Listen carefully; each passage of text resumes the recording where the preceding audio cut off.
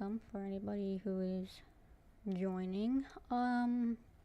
So yeah, probably wondering what I'm doing. Well, I've seen this a lot on YouTube. Now I'm not a big content creator or anything, but it's like everywhere that I wanted to do some reactions to it. So, and I just want to know how it started and just put some of my opinions in there. So this is about literally the big content creator MrBeast. I think Logan Paul and KSI, but it's mostly the MrBeast one that I want to react to. Now, I've watched MrBeast before, but then after all these stuff that's been going on, I actually unsubscribed and deleted everything I had with association to MrBeast because it was so out of hand that I was like, if I kept any of his stuff around on my channel, I'd probably be targeted or something. But I wanted to react to these videos, and I also want to know how this all happened. Oh, it's just Facebook and stuff anyways, and I want to know how all this happened, so I'm just gonna go ahead and let's do this one. The MrBeast story is now being covered on national news. He recently was covered by shows like Good Morning America, CBS Mornings. He's been covered by BBC, Time Magazine, Variety, Forbes, New York Times, CNN, and the story is official. Hold on, what? Okay, well, this is more everywhere than I thought. Okay. Also, I have to make this quick because my mom wants me to clean up a little while. Like, she wants me to clean up in a bit, so I have to, you know, do this quick. Oh, hold up. I forgot that my phone volume was on. I look at chat through my phone, so. Officially mainstream. He even got sued by 5 contestants from his game show in a class action lawsuit, and is actually about this. I heard about MrBeast having a what was it? Beast something. I don't know what it was called, but it was like some kind of beast competition thing, and that I have Rosanna Pansino. I watch her. I have her. I'm subscribed to her actually, and I've seen her doing some videos on that as well. So I'm probably gonna react to some of that as well. new product, Lunchly, got absolutely destroyed by the internet, being called out by OG YouTubers like Dan TDM. But anyways, we've been covering MrBeast right here on this channel for 2 whole months now, and a lot of people want to know the full story right from the beginning. So I made this one video to get everybody up to speed with what's going on, especially those who don't want to individually watch every single video, or those who are a little bit confused by the thumbnails. I wonder why that would be. So here we finally have the long-awaited compilation of every single MrBeast video so far, but it's been edited down to the most important parts of the previous videos, and I've added my own new future commentary to some of the previous segments because hindsight obviously changes a lot of things, and we know a lot more about the story right now. So I've gone. What I want to know is, how did this start? When did this start? Like, when? Like, this is a long video, it looks like, but when did it start?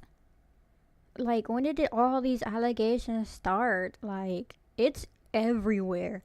Like, I'm just scrolling through my YouTube trying to find something to watch, and all I see is it everywhere. It's like everywhere on the internet. And connected a couple dots here and there. I've also included a new video in this video. It's a response to KSI's absolutely horrible video responding to the Lunchly situation with MrBeast, but we'll get to it when we get to it. As always, disclaimer, these videos are just my opinion and not statements of fact. I'm simply reporting the news. Every individual mentioned is innocent until proven guilty. And with that being said, let's start right from the beginning with MrBeast's childhood best friend, Chris Tyson. So it all starts with this video titled, "This video will make you hate Chris Tyson." And not gonna lie, it was pretty successful at making me hate Chris Tyson. Basically, it's exposed Chris for being an absolute A-grade, gold star, certified degenerate freak. I gotta say, this is one of the worst things I've seen in a while. Basically, Chris is really into lollipops without the pops, if you know what I mean. And essentially, lollipops, as I'll be calling it in this video, are drawings of minors, but, you know, animated. So it's one of those situations where, you know, guys, she actually... Wait, what? Hold on. I might not. Hold on. Am I allowed to listen to this during a live stream?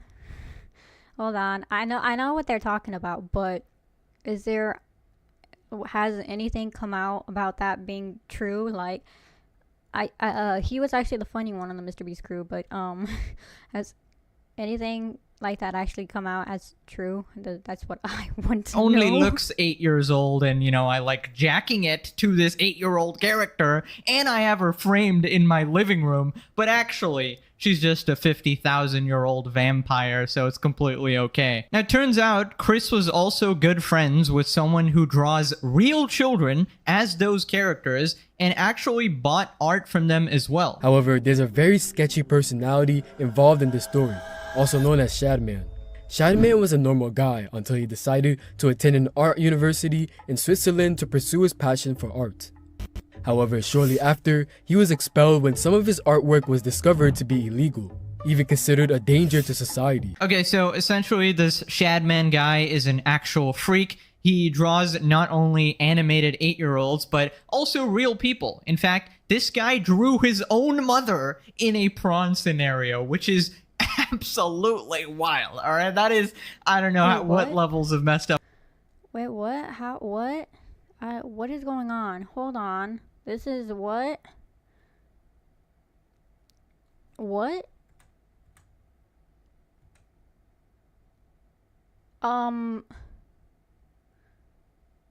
Oh, okay.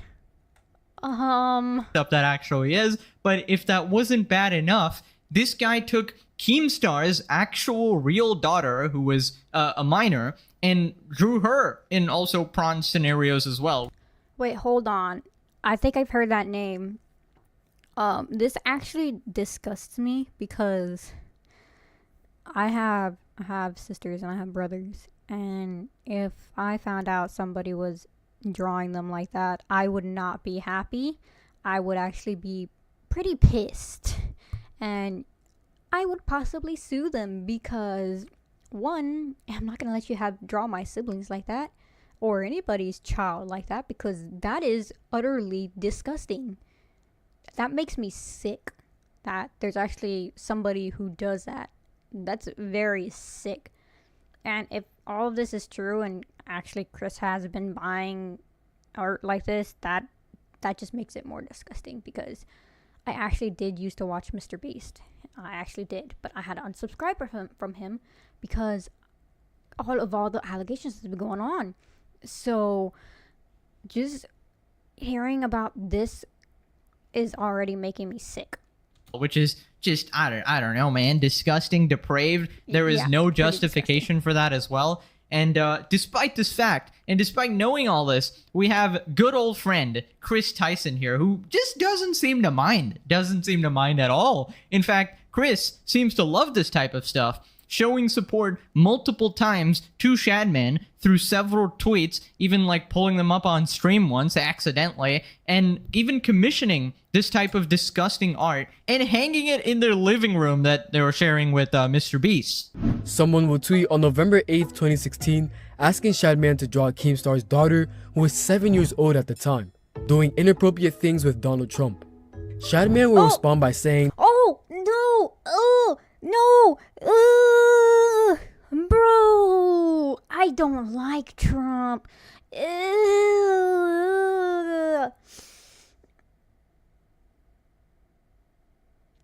These are genuine reactions for me. That is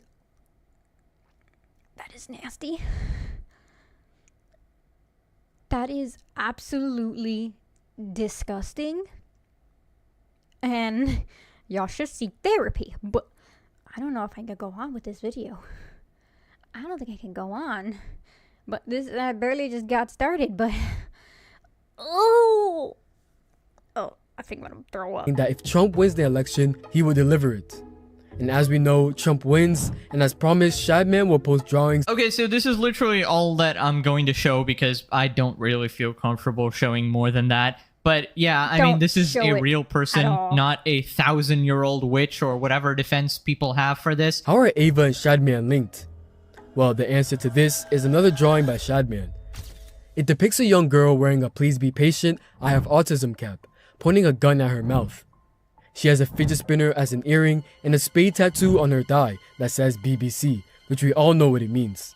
On November 18th, 2017, Ava responded to a tweet from Grande and MrBeast stating, "This is coming from a guy who owns a Shad-based drawing and has it as a centerpiece in his living room." Just some time later, they also posted the exact same drawing laid on the floor with the caption, "Bonus fidget spinners to throw some extra autism." In this MrBeast video, Don't. Autism is a very serious thing. That's not something you should be showing like that. It's very, very disgusting. First of all, no. Second of all, I am now disturbed by all of this because it makes me sick and I do feel like throwing up. You'll notice a very familiar thing at the 9 minutes and 30-second timestamp. From what I believe, keeping illegal art in the bedroom isn't normal at all. The shocking thing is that MrBeast and Chris were roommates during that time. Yeah, nah, Chris is absolutely cooked. You not only bought the art, but had it on display in your living room for everybody to see. Any guests that come in, "Oh, your mom comes to visit? Well, look at my lovely art over there." I mean, how much of a degenerate can you actually be? I'm also wondering if they do all of this stuff in public, right? You know, tweeting like that, showcasing your support for such a horrible person like Shadman, monetarily supporting him too, displaying his stuff in your living room, then what are they doing in private, right? Now, the video continues with Chris just constantly responding to Shadman and asking for more and more of this underage art. And at a certain point, I mean, you're just sick in the head. If it was a one-off joke, one time, I get it. You know, being edgy, whatever. Everybody was edgy at one point. But you clearly love this stuff. You have it framed on your wall. On April 16th, 2018, Ava replied under a deleted Shadman post saying, "No Beast Boy trap, Shad? You've changed." Basically, Ava was asking Shadman to draw art of Beast Boy, as Beast Boy was shown at different ages in the show. We can't say anything for certain, but that doesn't mean the tweet wasn't strange, though we definitely can't say the same about the next tweet. On January 17th, 2018, a person tweeted saying, "Remember this growing up? Me too. Check it out at Shadbase," featuring a photo of the 4-year-old cartoon character Caillou with his mother. Chris joined in and replied, "Help, I need an adult." I don't think there's any need to explain how crazy this stuff is, but what's even crazier is Ava's next tweet.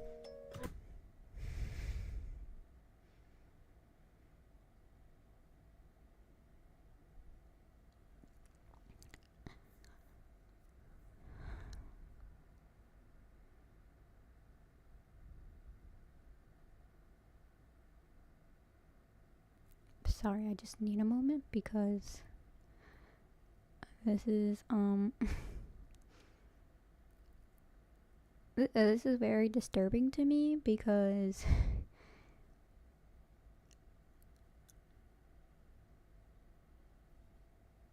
let's just move on so it'll be over with. Maybelle and Dipper are 12-year-old siblings from a show called Gravity Falls. On July 14th, 2017, a user tweeted comics of these characters kissing.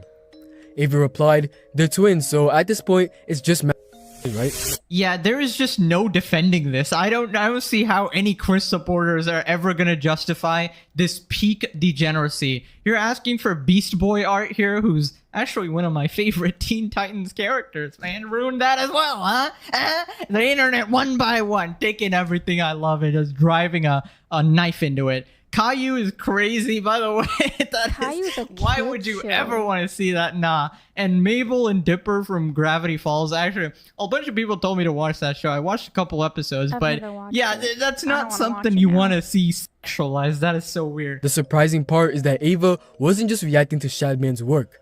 They were friends or knew each other, to say the least. On April 16th, 2019, Ava will post a clip from their livestream where they accidentally visited Shadman's website.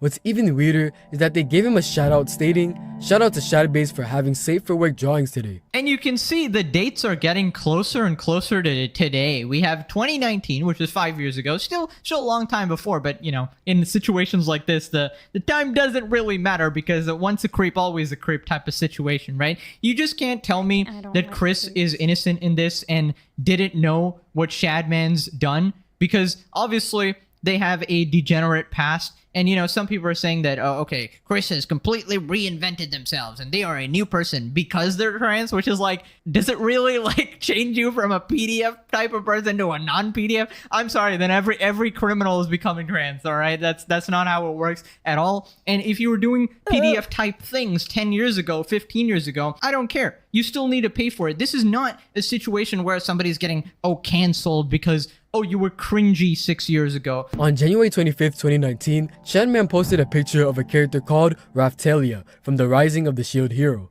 There are two versions of her in the show. In one she's 17, and in the other she's 10. Hold on. This is an anime that my dad wanted me to watch.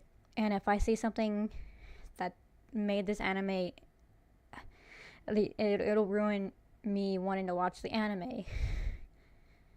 So, I'm just gonna, you know, my dad wants me to watch the anime. I'm not getting anything to ruin that anime from my dad wanting me to watch it. Thing gets my knob cranking like some. Anyways, after this situation, I went to Chris Tyson's YouTube and Twitter just to see what people are saying. And, you know, on the Twitter, all the tweets are deleted. So it seems like somebody's trying to erase their tracks, you know? But then I went on their YouTube, and my god, it is flooded. Here's Chris Tyson's latest video, and 50k views, 300 likes, which obviously does not match up. You didn't appear in the video because there was no children there. Diddy party enthusiast. Dr. Chris Respect. Bro thinks we don't know. Challenge, stay away from kids. Difficulty impossible. I don't know what is going on in 2024. Every week we got another PDF. Worst era to be underage, actually. Okay, so looking back, that video kind of sparked this whole situation. We got our little introduction to the dark side of Chris Tyson and the whole Shadman situation.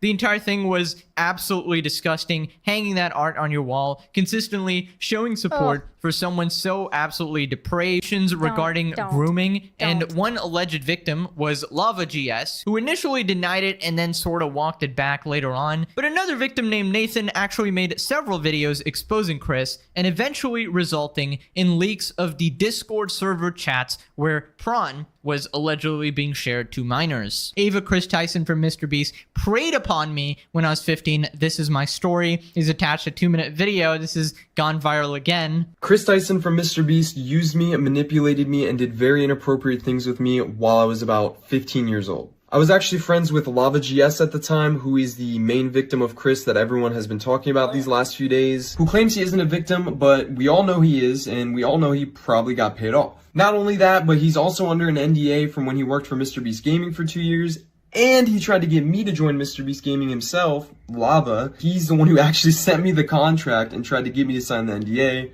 at which point I ended our friendship because I knew they were just trying to silence me. Me and him were both initially involved in running Chris's Discord server, helping him set up his Twitch streams and moderating them. Nate's calling me. This Discord server that we were a part of had about 10 people in it, most of whom were minors. I'm not sure how they got in there. This turned into us having lots of private conversations with Chris and playing video games with him for hours on end. Not only did we do a lot of unpaid work for him that he promised he would pay us for, he would also frequently bring up sexual topics that was definitely not appropriate to bring up around 15, 16-year-olds, especially with him being like, I don't know, 20, 21 years old. He would even go as far as linking me several different Okay, this is something to me that's very, very disturbing. For one, if there was somebody like that around my sister and my little brother, they're both underage. I'm not gonna say their age because I'm kind of afraid for them now. But this is very nasty. And if there was something like this, like somebody like that around my siblings, I'd be like, no, get the fuck out of here. The door is right over there. Get the fuck out or I'm calling the cops. No joke. I wouldn't even let my kid, if I had kids, I wouldn't even let them around people like that. That would make me utterly and physically disgusted because I can't stand people like that. And if these are true, then that'll completely make me not resubscribe to MrBeast because literally this is something that I can't handle because it's so goddamn disgusting. So, like, something like this, it shouldn't be taken lightly either because trying to silence someone after doing such a thing is never a good thing because it's gonna come back and bite you in the ass tenfold. No joke. It will. It will come back, bite you in the ass tenfold. And hentai videos throughout the time of me talking with him. Not only that, but he had an NSFW bot in his Discord server before he made it public. So when it was just a private server, his little server. Wait, what? What is that? Does anyone know what that is? I don't know what that is. I have Discord, but I don't know what that is. I'm not even gonna bother to look it up because I feel like it's probably something that's improper. So I'm not gonna do it. Circle of minors. And he would use this NSFW bot to spam different corn images, alongside all these 15-year-olds. He would also frequently call me dad and daddy as well as the others, which I guess we all kind of just took as a joke at the time. You have to think this is someone who we looked up to at the time, we idolized, we thought was the coolest person in the world, so they couldn't really do any wrong in our eyes. Now, a lot of the stuff Nathan here says does make sense. The NDA would make sense as to why people wouldn't speak about it till now. Lava defending Chris makes sense because of business interests or grooming. The Discord server with minors has been confirmed now by multiple people, victims, witnesses, screenshots, audio, everything, right? So basically, Chris would be talking about these spicy topics and linking minors' corn videos, as well as having an NSFW bot there as well. I mean, that is extremely damning. Meanwhile, Chris's response is, well, I was just telling edgy jokes. This server later went public and became his official Discord server, but before it did, he had me and Lava spend multiple days scrubbing this Discord server clean of all of the N-words he had sent in it, as well as his friends, as well as deleting the NSFW channels and making sure no one could see that he was spamming corn to minors. Okay, so that's when the situation started to become very real for Chris Tyson, when an actual victim is going on record calling you out publicly on recorded video with name and face both public. Usually in these situations it's an anonymous account alleging something, but this is just a straight accusation with the victim right there. So after hearing all these testimonies and seeing all the messages and evidence in the Discord servers, which we'll get to in the MrBeast section because he's involved there as well, the internet demanded justice. Everyone demanded Chris be immediately removed from MrBeast videos so Chris couldn't have a platform where they could influence millions of kids or just have any sort of access to minors, right? And then came Chris Tyson's inevitable apology, one of the worst YouTuber apologies of all time. I would like to apologize for any of my past behavior or comments if it hurt or offended anyone. It was not my intent. Seeing recent events, we've mutually decided it's best that I permanently step away from all things MrBeast and social media to focus on my family and mental health. Okay, first off, stay away from your family. Stay away from Tucker, your poor son, who does not deserve a disgusting, despicable parent such as yourself. This is such a non-apology. This is basically Chris saying that, oh yeah, I'm sorry if you got offended by me talking to kids. Like, please. Here's what the replies are saying. If you're apologizing, are you saying all of the allegations are true? Because that's what this statement appears to be suggesting. I mean, if somebody doesn't deny that they weren't talking to, like, underage children and all of this degenerate stuff, you're basically admitting it. Pathetic. You didn't apologize to me a month ago in private. Oh my god, Jake. It was Jake the Viking. I've seen him in the MrBeast videos. Oh my god. Even he's like, oh my god, pathetic. Oh my god. You didn't apologize to me a month ago in private when I brought up your behavior supporting the cartoon artist that drew my 8-year-old daughter. What changed? Oh god. You didn't even apologize to him.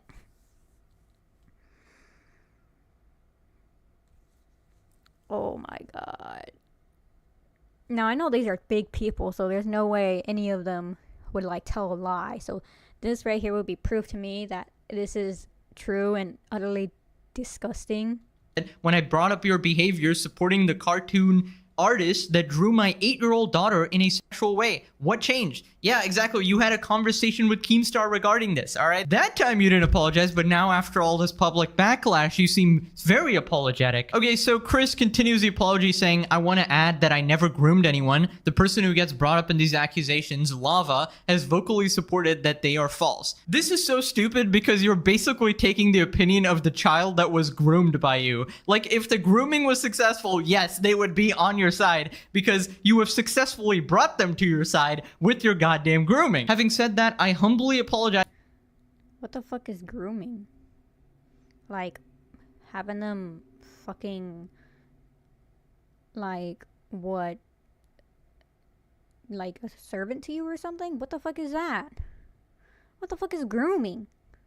What? No, seriously, what the fuck is that? To anyone I've hurt with my unacceptable social media posts, past actions, and to those who may feel betrayed by how I used to act online. To lump these two factors together to create a narrative that my behavior extended beyond bad, edgy jokes is disgusting and did not happen. In the past years, I've learned that my old humor is not acceptable. I cannot change who I was, but I can continue to work on myself. Okay, this is hilarious because here you are saying that it's just edgy jokes when you literally bought illegal art and framed it on your wall. I don't want these accusations to impact the hundreds of people who work at MrBeast, which is why I've stepped away. Now listen, I'm not a guilt by association type of guy, but you cannot tell me nobody in the MrBeast crew knew about Chris Tyson's behavior when that picture was framed on the wall, and MrBeast clearly looked at that as well. So I don't know. I'm not gonna say anything, but if more people get exposed in the coming weeks and months, do not be surprised, and I called it, okay? Well, it's funny to look back because turns out I actually did call it because this was before the original Dog Pack Exposed video. Of course, I had no idea how much MrBeast would be getting exposed, but I did have a feeling something was brewing, and Chris Tyson was just the tip of the iceberg. And brewing it was, because the Chris Tyson situation actually ended up getting so big that MrBeast himself descended from his throne at the top of YouTube and was forced to come out with a PR response on Twitter. So it all starts with this tweet by Jimmy where he fires Chris from the MrBeast team. Over the last few days, I've become aware of the serious allegations of Ava Tyson's behavior online, and I am disgusted and opposed to such unacceptable acts. During that time, I've been focused on hiring an independent third party to conduct a thorough... Actually, I think I either saw this or I heard about it. And, I'm actually not sure if this is actually him being truthful to this tweet or not. But I don't have Twitter anymore, so I wouldn't know. But I've heard about this tweet. Who knows? Chris was apparently his childhood best friend or something like that, so I don't know. He probably isn't even doing no third-party investigation, because recently I have seen that he's done like another YouTube video, but is he doing this here like he's saying? Who knows? He could be truthful, he could be not.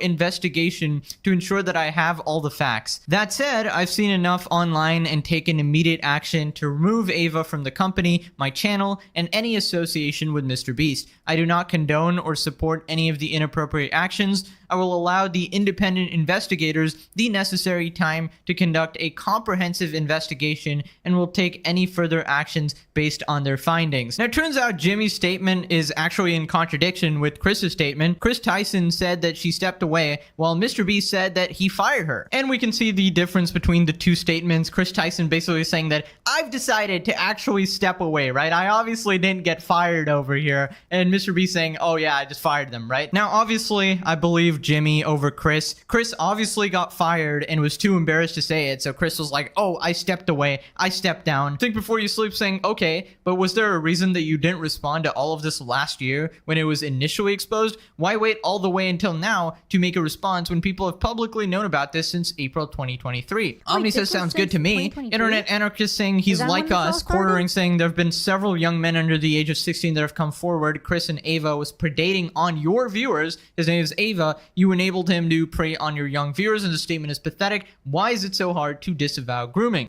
Okay, so MrBeast's response was obviously a PR response written by his MrBeast team to try and get ahead of the drama and distance themselves from Chris Tyson. But as a lot of people predicted, MrBeast was best friends with Chris for several years, and with the Shadman art hanging in their shared room, people were theorizing that MrBeast was more involved in the situation than was initially let on. So then we had the infamous Discord leak, where the server where Chris Tyson was allegedly sharing inappropriate messages with minors and allegedly sharing porn with minors was exposed to the public. And shockingly, a user named MrBeast was also found in that same server sending messages, and people seem convinced it was indeed Jimmy. Now, I mentioned in my last video that MrBeast was actually caught in the same Discord server where Chris Tyson was openly sharing prawn to minors. And now we have allegedly confirmation that it was indeed the real Jimmy, and it is seemingly provable by searching the archives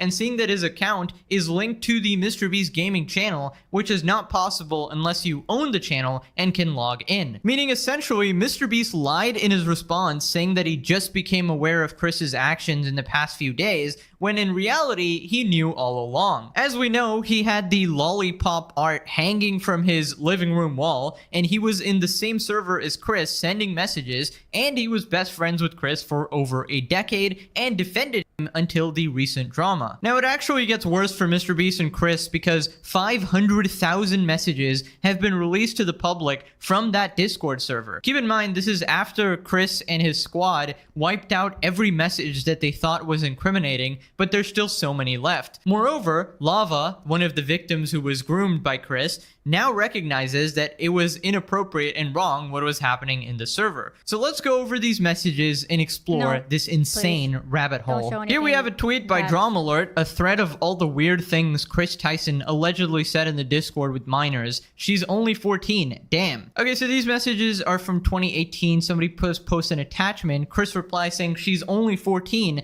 Damn. What did you think she was? 16 and legal in some states. Oof, of course. If she's 14, I'm 14. Chris allegedly sharing links to the famed lollipop artist Shadman, and Chris has linked the website. Chris the meme god, also referred to as Lollipop God, is back. Designated Lollipop, yes it's me, yay you're back, ooh woo. What am I, a parent? Chris Tyson's alleged response to a request to delete an NSFW channel because there were minors in the Discord. I don't have any issue with the channel. What I have an issue with are minors that have access to said channel. Chris says, is there even a way to do that? Not really, no. So what do we do, lol? Remove it? No, people like it. Even if there was a way anyone can lie about their age. Yeah, true, and I mean, to be fair, the internet is full of lying about your age is never a good thing, but I'm literally sick to the stomach the more I listen to this.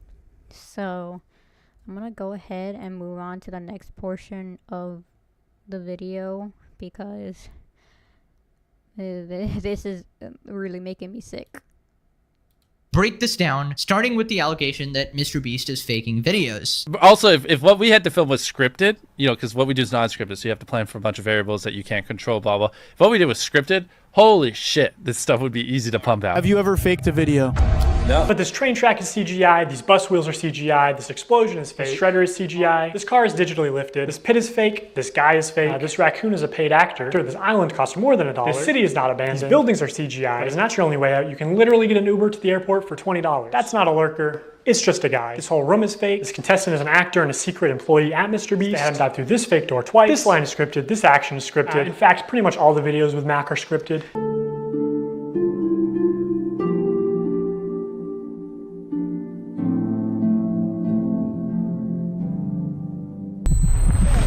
You did it! Yeah! What we did was scripted. Holy shit, this stuff would be easy to pump out. Okay, so that was a really quick montage of stuff that MrBeast is fake, and I think it's pretty obvious to most adults watching that MrBeast is fake.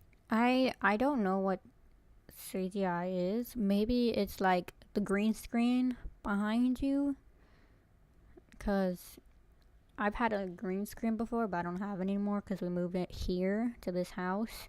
So I guess, I don't know how you can pinpoint real from CGI, but I guess people with a trained eye can see that perfectly well. But I don't get what the point of pointing this out is.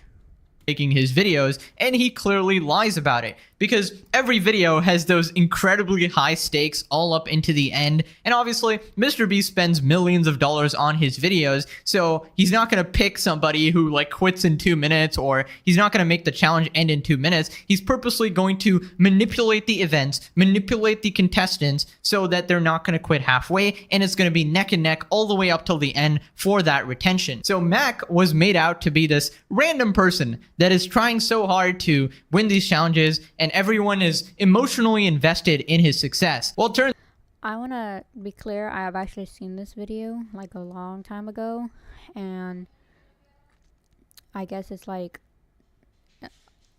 whenever I watch this, I'm like, oh, he's trying to win money for, I think it was for his mom, but again, we don't know what's behind the scenes, so we don't know if this guy was like really a random guy that they asked to come and contest, or if it's just somebody they brought along. Hey, you want to come over and, you know, help us fake this video? Like, we don't know. turns out, in reality, he's just a MrBeast employee living in a mansion, and he purposely stalls out the videos to make it intense. Let's talk about Mac for a second. We will die. Do you understand that? I found public records showing that Mac moved from California to Greenville, North Carolina, where Jimmy is located, back in August 2023, 2 months before he appeared as a contestant. According to a former MrBeast employee, this is around the time when Mac started working full-time on the editing team at MrBeast. Also, he didn't just move into any old house, he moved into a $1 million mansion. His 6,000 square foot $1 million mansion comes with a movie theater and 7 bathrooms. What are you gonna spend the $800,000 on? I mean, my life's changed now. Yeah, I'm sure that $800,000 is really gonna change your life. Max, this is a nice car. Tell me, where are we right now? We're in the place that we drove to a few minutes ago. Mac, let's cut the shit here. What have you been doing for like the last year? A lot of family stuff. Tyler. What kind of family stuff? Just like playing catch with my dad, For a year? How do you make money? Okay, so this is pretty much confirmed that Mac is an employee, meaning if he wins or loses a challenge is pre-planned out by MrBeast. And MrBeast is artificially introducing these stakes in the video, and you might be saying, oh well, he's doing it for entertainment, to entertain the viewer, who actually cares? Well, then you shouldn't be saying that your videos aren't fake because you're lying to your audience. And this leads to several other ethical issues, because when you introduce contestants that you aren't paying, right? And you get together sort of random people or YouTubers who are not part of your bullshit pre-decided scheme, then they are actually getting tricked because they're going into these challenges thinking they can actually win $1 million, but they can't because you're controlling everything behind the scenes, and the odds are not fair and are heavily stacked in the favor of one of your friends or one of your employees and shit like that. And yeah, that's obviously messed up. Now, Dogpat goes on to show MrBeast even fakes his own challenges, like, being stranded at sea. During this time lapse on the 4th day of 7 days stranded at sea, you can clearly see there's no one in the shelter. These are their empty beds. But after a hard cut, magically 5 people are awake, and 2 of the boys have bright yellow raincoats that they didn't have when it rained on day 2. And after standing the whole night, completely soaked. You didn't spend the night soaked, Jimmy. You slept on the production yacht. It's ironic because this is one of the videos where they claim that they don't fake things. But no, we have to be the real channel that doesn't fake things. In this video, this wink was added in post. In fact, 58 was actually on the far opposite side of the room from 42, and he just didn't hear him. This whole revenge storyline was added in post. Multiple shots show how timers are edited in post. Timers are edited in post. Timers are edited in post. They also manipulated contestants' audio in post. We got 15 minutes. In general, if anything happens last second, it's fake, or if you can hear someone's voice but can't see their mouth, the audio could easily be added in post. I literally think I'm gonna kill. Okay, so this is pretty good evidence that he's found, and honestly, I'm okay with the CGI and stuff. I understand you need that for visuals, but making people say things that they didn't say, that is just completely fake. And editing timers and stuff, I mean, you can do that or whatever if it's a TV show and stuff, but don't say it's real then. And faking your own challenges is obviously just pathetic because, you know, when MrBeast would supposedly spend 24 hours or 72 hours buried underground or whatever, I had a little hope in my heart that, okay, at least those are real, right? And MrBeast was so insistent that they were all real, but I remember in the back of my head, I was like, oh, MrBeast is such a busy person, such a CEO, hyper optimizing everything, and he's gonna spend 3 days buried underground or some stupid shit. So obviously I was right there, and these challenges aren't real. He's probably just, you know, filming that part, instantly getting out, chilling outside or whatever. But I'm surprised that everybody has gone on with it. Like all these friends and all these employees, not one person had a peep out of them. Maybe he's making them sign NDAs or whatever, but I'm surprised it actually took this long. And I knew he'd be exposed by somebody close to him, like a former employee. But yeah, man, this is the downfall of MrBeast starting right now. I mean, it's not like he's ever rigged the results of a challenge. That would be impossible because he films with hundreds of random subscribers, right? Wrong. Let's look at this video. Not only were the results of this video completely scripted, but the contestants are not random subscribers. So many people had jobs. Oh, that contestant had to get out for her job? I guess you forgot she's your hiring manager. I actually recognize a lot of people in this video, including Jimmy's own girlfriend. So yeah, the random subscribers you see in challenges are actually never random. They're almost always local to MrBeast and oftentimes friends and family of MrBeast employees or just the employees themselves. And when they do pull someone from outside of North Carolina, it's usually somebody who's in the industry, who's camera trained, who has built a following.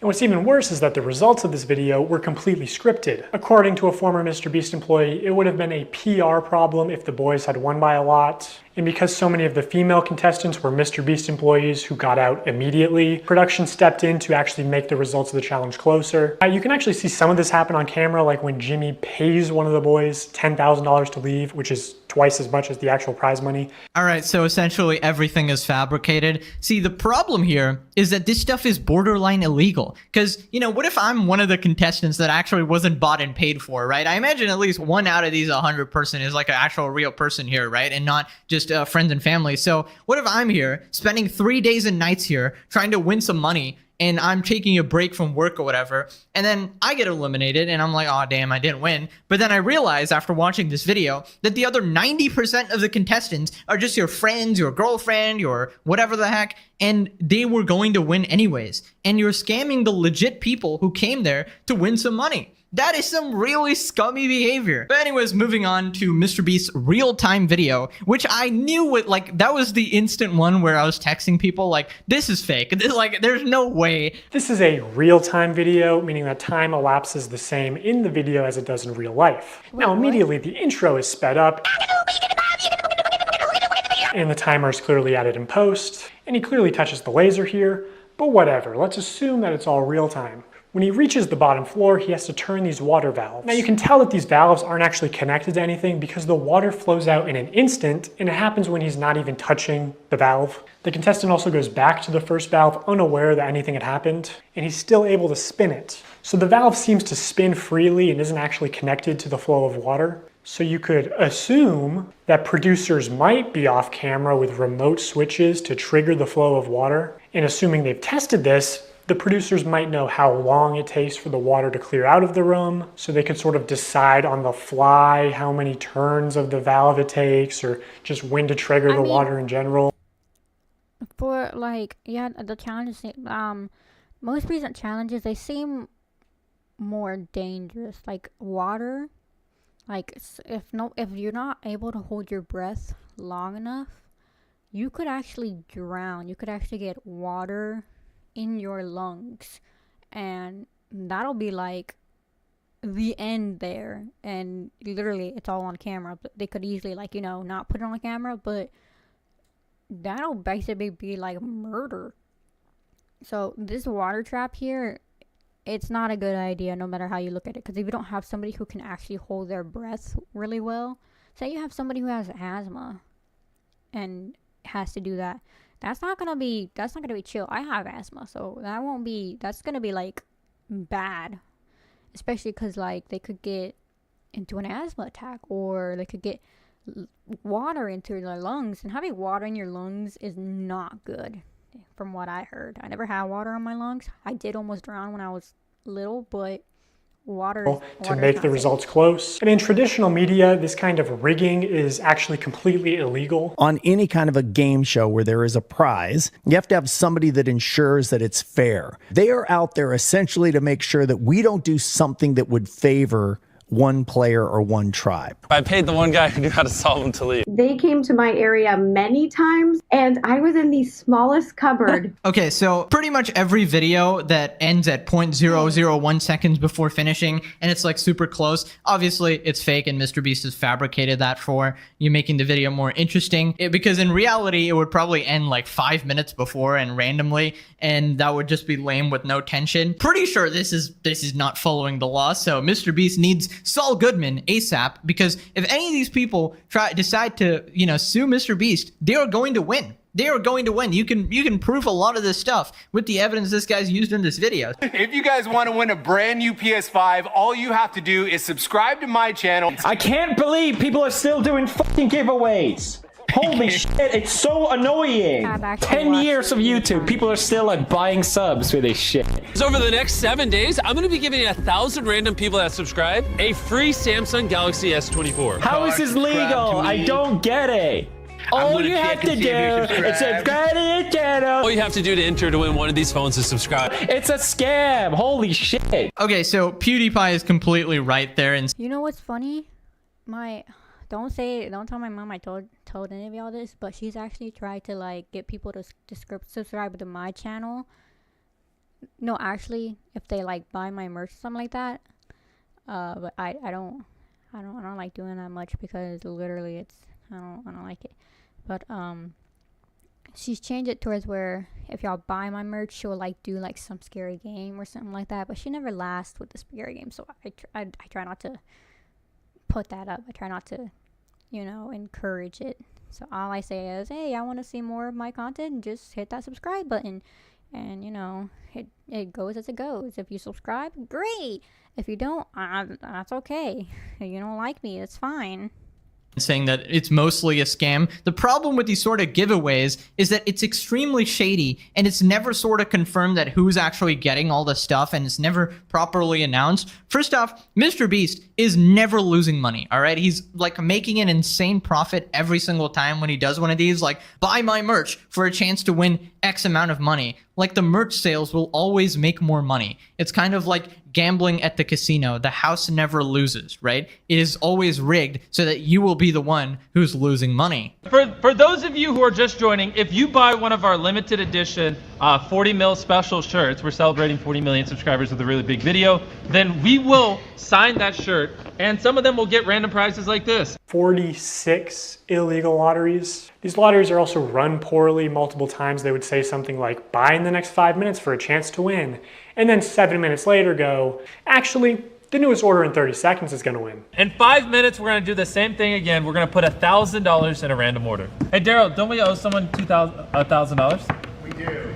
Yeah, so, all right, so the newest order, in 30 seconds, we are gonna put $1,000 in your package. We're gonna break neutral. When there was just no way they were ever even close to losing money on this stream. In 5 hours, they gave away about $50,000 worth of stuff and sold over 50,000 t-shirts. Selling these t-shirts at $42 each, profit margin would be about $22. But even if they were making like $1 per shirt, they would still be fine. Also, by my estimates, only 1 in every 1,600 orders actually won a prize. And I guarantee he has real-time analytics on his laptop. He knows they make more money every time he says, oh my God, guys, we're giving away so much stuff. We're not even gonna make a profit. It's insane that he can flip these massively profitable illegal lotteries targeted towards children as an act of generosity. Honestly, really good points here. I'm really shocked that actually took this long for someone to call MrBeast out on these things. Instead of calling him out for charity, which is completely idiotic, this is the sort of stuff we need to be talking about, because this is somehow getting past the legality, right? Because this is on YouTube, and all of the stuff he's doing is pretty much illegal if he was doing it on TV or traditional media. Even on YouTube, it's a weird gray line, okay? So I don't know if any lawyers watching, you want to go ahead and investigate this? When you promise the audience that, oh, next person that buys it in 5 minutes wins $10,000, and then you nonchalantly say, whoops, changing that, actually the next person in the next 2 minutes. Like, you're just changing the rules every single time. What about the person who's specifically bought after 5 minutes after you said, just to try and win some money or whatever, they obviously got scammed, right? Now, it's very loosey-goosey, as you can say, but this is why it's in that legal gray zone, right? Anyways, this next part doesn't have as good evidence as the rest of the video because it's just Reddit, but it's a... You know what's funny? Like, me and like a long time ago, me and my mom, there was this thing where MrBeast had the finger on the phone thing where you win money. My mom's actually... She kept her finger on her phone, like that finger phone thing that MrBeast was doing. But for some reason, the app closed on her. And she was like, what? Or did I lose? I had my finger on my phone. I had it on the app. And I didn't understand at the time. And I was like, damn, what? I tried doing it too. And it didn't work on my phone either. So I was like, I guess the app's broken or something. But I can see now that that probably could have been a scam. A bunch of people essentially saying that they got scammed by MrBeast. They either didn't get their prizes or they were tricked into spending money or something like that. They only signed large t-shirts, so when they selected an order to give a prize, it was apparently always a large or extra large t-shirt. They kept saying things like buy in the next 15 minutes for a chance to win and then not honoring it. Multiple people claiming that their name was read to win a prize and they never received it. This person is still tweeting about it to this day. Reading all this really upsets me because I spent money I honestly didn't have for 5 shirts at different times during the live when they said things like buy now and you will get prize or money. And I received 2 orders and nothing but shirt, both with MB and one with a heart and one with a smiley. I was hoping for at least a couple things for Christmas for my family. And obviously people can lie on the internet, but a lot of people are independently claiming the same things. Okay, so I know some people might say that, well, if you're stupid enough to spend money on this, you deserve to lose it. But, you know, think about it, right? It's probably some kids who are just begging their parents to buy this merch, right, for a chance to win their money. And then the parents are not really looking into it that much. Oh, my kid wants to buy some MrBeast merch and, you know, can possibly win some money. Just go do it, right? And then they get disappointed when they didn't get what they expected. And that one guy mad about it for, what, 883 days? Absolute legend. That guy is gonna haunt your grave, Jimmy. Now, this next part, somebody actually forges MrBeast's signature on stream. And that was like one of the reasons people were buying the merch, to get a signed MrBeast jacket or shirt or whatever. And that's just fraud, isn't it? I don't know. So here's a clip of Tyler forging, or not, maybe not forging, using MrBeast's signature. So Tyler signs MB, which is MrBeast's signature. Then he covers it, signs his own initials, TC, smirks, looks around, and then quickly slides the shirt away. Could you make it any more obvious? You know, you don't accidentally have someone else's signature as muscle memory. Hey! MB, MrBeast. So this is MrBeast's signature. No way, this one was signed by MrBeast. It's just got the MB, but that means it's signed by MrBeast. That's obviously his.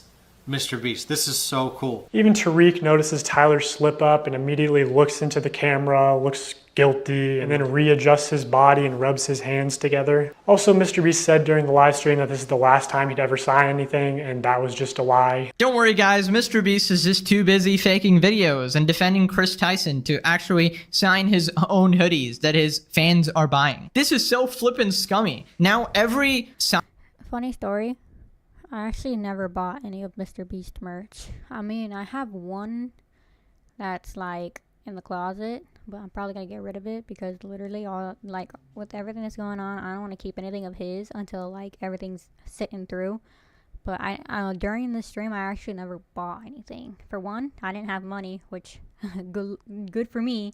2, I was supporting my family with what money I had when we were living in an apartment. And then 3, I mean, he just kept saying, oh, buy this and you'll get a prize. I'm like, And, you know, the temptation was so great, but it was a good thing I didn't have money that day, because then I probably wouldn't have gotten anything. Signed MrBeast item is worthless because it could just be somebody else forging your shit. So this is a really, really bad look, right? Now, we got to talk about Feastables, right? I remember MrBeast... Bro, I've actually had Feastables. Okay. I've had lots of chocolate during my time. And I'm going to be brutally honest. Feastables ain't that good. Like, this old candy bar that he has, it wasn't really... I had tons of them. and I had them. My dad, he was like, it's not that good. Like, I'm being brutally honest, Feastables was not really that good. And I had a lot of chocolate in my time. I'm a chocolate fanatic.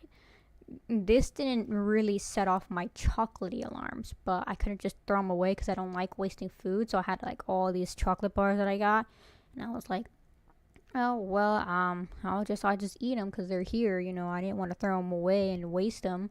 So I was like, I just nommed them away. But I'm gonna be brutally, I haven't had his new formula of chocolate, but I've had it before and I didn't like it. It wasn't really that good. And that's my brutal honesty. Beast saying that this was a healthy chocolate bar with only 4 ingredients, right? And then this doofus changed it into the same diabetes-causing bullshit that every other chocolate brand seemingly does and loaded it with sugar. This absolutely sucks. I wanted to just make a better for you snack brand because I think a lot of the stuff out there is just terrible for you. Because obviously so much obesity and disease comes from the stuff we eat. Now in 2024, MrBeast changed the formula again to where it has mostly the same ingredients as Hershey's and even more sugar and more calories per bar. And this initial ad for Feastables where he calls it healthy is still getting millions of views a month. Like, MrBeast is bringing hundreds of thousands, if not millions of new people to the candy aisle, whether he wants to admit it or not. People are just walking to the chocolate aisle and instead of buying Hershey's, buying Feastables. Like, I'm gonna be honest, I love Hershey's. I would take Hershey's over Feastables. I fucking love, especially their milk chocolate Hershey's. That is fucking delicious. Like, you can't compare Hershey's to Feastables because Hershey's will win in my heart.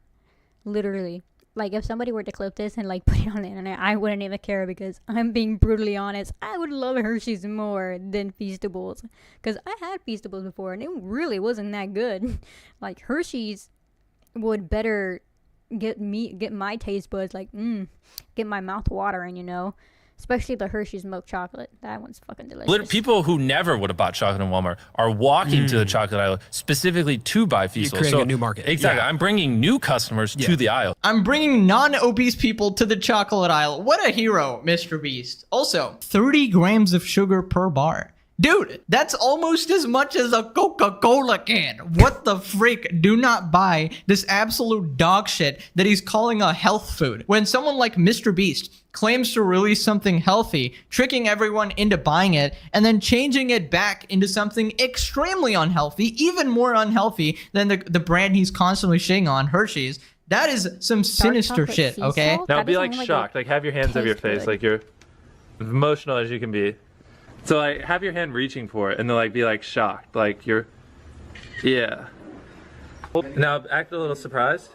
Shit. Okay, so looking back on the initial dog pack exposed video, there were actually a lot of good points regarding the illegal lotteries, promoting gambling, rigging videos, faking signatures, the Feastables thing, and changing their formula. Lots and lots of solid points, and they have aged very well. 2 months have passed since the original video, and MrBeast has not addressed a single one of the allegations because, honestly, in my opinion, a lot of these are in plain sight. You can see what's happening in the publicly available videos, and some of these allegations, not all, some of these allegations simply cannot be disproved because they are actually true. And instead of responding, the MrBeast team has tried to scrub the evidence from the internet, deleting videos of the illegal live streams on every single platform, some even on Facebook allegedly, quietly editing out portions of old videos, wiping out hundreds of thousands of comments on videos, banning terms from the comment section. I saw that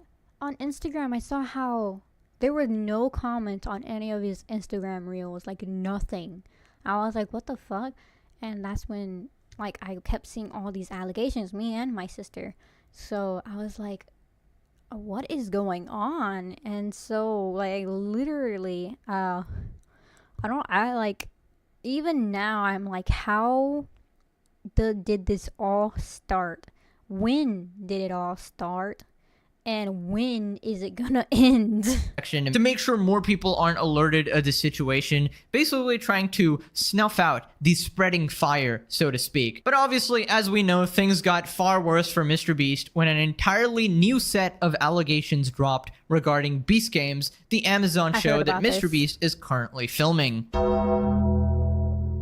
Now we gotta move on to the MrBeast game situation. Hang on, before we move on with this, I want to react to Rosanna's thoughts on this because she's actually made several videos on that, and I actually want to see. I want to see what she has to say on it. Here, let me just Rosanna. Oops. Rosanna Pansino. Because there's this, like, she's done a lot. So hold on, let me click on her channel real quick. I've actually watched her. I like her baking videos, really good. Let's start.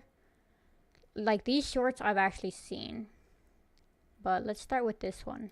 Hey guys, so whoa, a lot has happened over the last few days and I wanted to update you. It is truly so much to cover in a single video, but it just definitely needs to be talked about. First of all, the fact that hardly any large YouTubers are talking about the Beast games is honestly pretty disappointing, although not too surprising. In general, I think basically all the top YouTubers are hoping this blows over so they can keep their chance to do business with MrBeast or be a part of his juicy collabs. As someone who has done 3 of these Beast collabs and had him try to do business with me twice off of YouTube, let me tell you, it's a complete waste of time. But hey, I'm not going to go into that right now. I would just like to remind them, the other big YouTubers in this community, that dozens of people were injured and thousands of people were denied their basic human rights, all for a MrBeast YouTube video. It's giving David Dobrik 2.0, and the sequels are always worse. There's still no update from TikTok on why my first video about the Beast games is blocked in every country except for the US. Also, thousands of comments are being deleted daily on MrBeast's newest video. MrBeast has been deleting all the comments that speak on the situation about him being a fraud.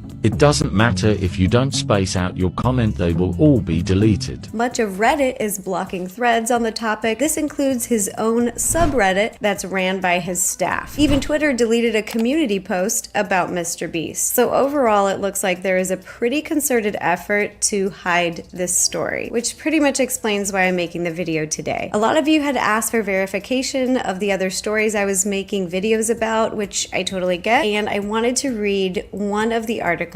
What's really fascinating is that Rosanna's been, like, in the competitions for MrBeast, so she would know, you know, anything that goes on. Like, she was literally in the competition, so Rosanna Pansino will be the one that I would believe because she's literally been in his videos that came out this week. This one is from the New York Times. They vetted about a dozen Beast Games contestants and listened to their stories. Many other news outlets have also interviewed and vetted other contestants and crew as well. So I hope that gives you some assurance that these stories are real. All right, so let's read through. Send thoughts and prayers. I'm dyslexic. This is gonna be something. The title of the article is Willing to Die for MrBeast and 5 million. I'm gonna read about half of it because it would probably take me a couple hours to read this whole article because I'm such a slow reader. During the intake process this year, several contestants told the New York Times that they have been asked whether they would be willing to be buried alive or travel to outer space. One contestant recalled being asked if she would be able to swim to shore if thrown overboard from a boat. I understand that such activities may cause me death, illness, or serious bodily injury, including but not limited to exhaustion, dehydration, overexertion, burns, and heat stroke. Read a line in the contract reviewed by the Times that applicants were required to sign. Such language is commonplace in reality television contracts. What they did not expect, however, were the more mundane yet potentially dangerous inconveniences that they said had befallen them during the competition. Speaking with the New York Times on the condition of being anonymous due to non-disclosure agreements, over a dozen people who participated in the first installment of Beast Games said that they had not received adequate food or medical care and that some competitors had suffered injuries from the physical challenges. The event was being filmed for Mr. Donaldson's YouTube channel to select contestants to participate in the Amazon MGM show later this summer. Some of the contestants left the competition arena on stretchers. A contestant said, though it was unclear if any of those contestants had faced serious medical conditions. Another described watching fellow contestants vomiting and appearing to pass out. There were several hospitalizations. So I'm going to stop right here to give a little bit of context. The local hospital that took patients from the Beast Games described it as a pretty chaotic chaotic scene. I've also talked to at least 100 contestants. Some of the injuries described to me, I would definitely describe as serious. Okay, back to the article. In a text message, a spokesperson for MrBeast said that the shoot was unfortunately complicated by the CrowdStrike incident, extreme weather, and other unexpected logistical and communication issues. The spokesperson said MrBeast had started a formal review and had taken steps to ensure that we learn from this experience. Okay, we're gonna take a quick break again. So, MrBeast's PR team is blaming everyone but themselves. I don't understand how CrowdStrike prevents people from getting their medication. I don't understand how CrowdStrike prevents women from getting feminine products that they need. I don't understand how CrowdStrike gives low quality food with no protein to contestants doing physical challenges. They were giving out cold oatmeal. Yeah, great, wonderful. I don't understand how CrowdStrike caused people to be nearly trampled. I just don't understand how CrowdStrike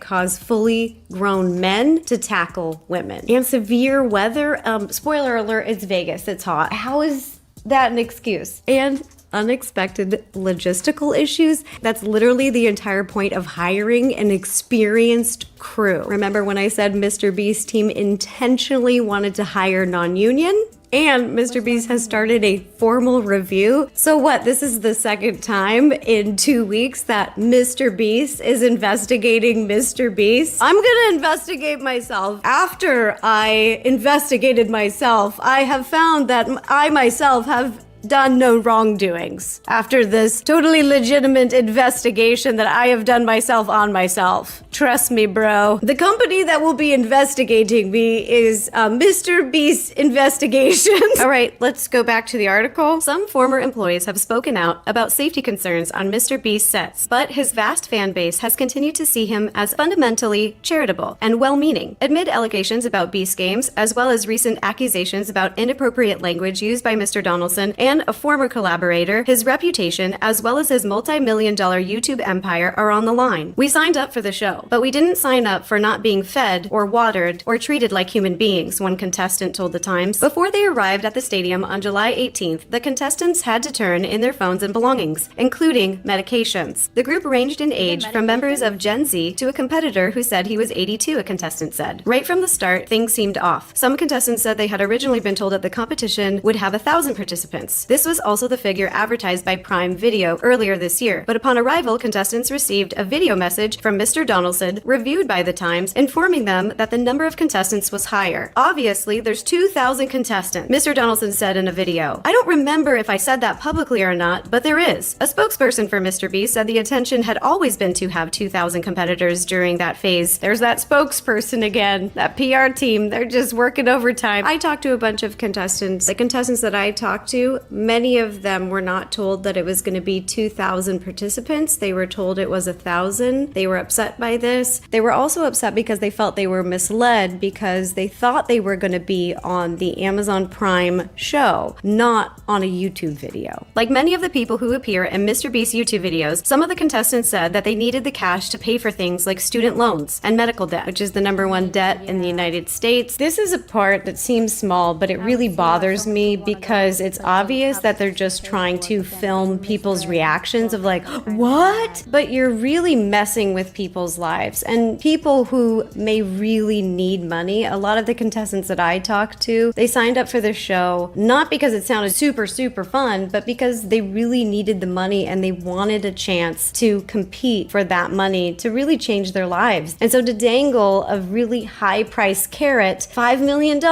in front of people's faces who need the finances and then do this to them, it just seems cheap. I'm getting older. I'm just fed up with the BS. Several contestants also said that they had not been warned about how little they would be given to eat and how infrequently. They described going on long stretches without being fed by the production. One said she had gone over 20 hours, both during the games and while they were in Las Vegas before and after filming. Contestants said they had expected the production to provide them with meals for the duration of their time in Nevada. One meal described by several contestants contestants included a teeny portion of cold oatmeal, 1 hard-boiled egg, and a few pieces of raw vegetables. Meals throughout the games were small and sporadic, contestants said. It was difficult to keep track of time without watches or phones, but the contestants estimated that they had been fed twice a day, once early in the morning and again in the afternoon or evening. A spokesperson for MrBeast said that contestants have been offered 3 meals a day. Here's that spokesperson again! One of the most common things amongst all of the contestants that I talked to was just how dire the food situation was. On a few occasions, the production staff passed around small Feastables chocolate bars, a brand created by Mr. Donaldson, and filmed some people eating and praising the candy, contestants said. Nothing better than a cheap chocolate bar on an empty stomach. Pretty much everyone I talked to said that they were starving, and I cannot believe that they use this as a cheap way to promote their candy bars, like advertise their candy bars on the show. People with food allergies and dietary restrictions said that they had experienced even more trouble. Before the competition, contestants filled out forms detailing their dietary needs. An FAQ document provided to contestants in advance of the event and reviewed by the Times said that all dietary and food restrictions would be taken Imagine somebody went undercover on the MrBeast and they were just there, they were undercover and they just like there to expose like everything.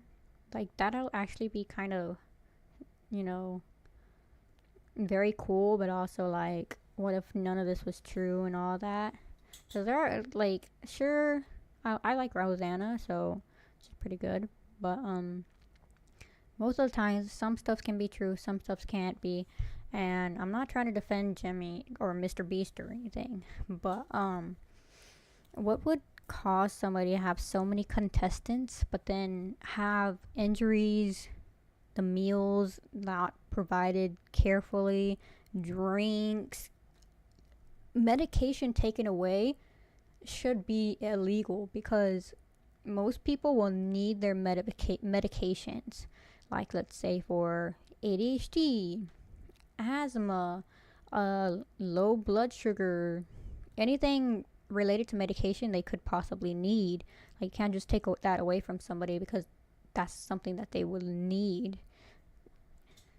Into consideration. Either they knew about the dietary restrictions and they weren't able to meet them, or they casted people with dietary restrictions knowing that they wouldn't be able to feed them correctly. Either way you cut it, it's not good. You can't feed people? Jimmy, don't you run food banks? An FAQ document that says taken into consideration. Yeah, it seems like they considered it. They were like, I'm gonna consider not doing anything for the people. But several contestants said that they had been served food that they were allergic to, and that alternatives had not been provided. Quote, they took on this challenge of 2,000 competitors. They should have known they needed an enormous crew to handle this correctly. Hungry, bruised, and bleeding. Mr. Donaldson presided over the field as the first scenes of the competition were filmed in the stadium. Contestants described how he had stepped out of the shrine-like structure and onto a platform above $5 million in cash as they were instructed to cheer. Quote, we're all just looking up at the sky, screaming at him like he's God, one contestant said. Guards dressed entirely in black, complete with face coverings, flanked the field. A psychologist also introduced himself to the competitors at the outset, explaining that health and safety were priorities on set. Several participants recalled. Reached by phone by the Times after the games, that psychologist declined to comment on the event. In what world is one psychologist enough for 2,000 people? When I went on to a reality game show years ago, this is over a decade ago, there was 10 women and we had one psychologist. Just so you guys can kind of compare. Several contestants said that when they had sought out production staff members for assistance with medical care, food, and hygiene issues, the staff members were often not helpful and appeared disorganized. Some staff members yelled and cursed at contestants, one participant said. Sorry if you guys hear snoring, my dog just fell asleep and I don't have the heart to wake her up. They just look so cute when they're taking those little puppy naps. She's this one.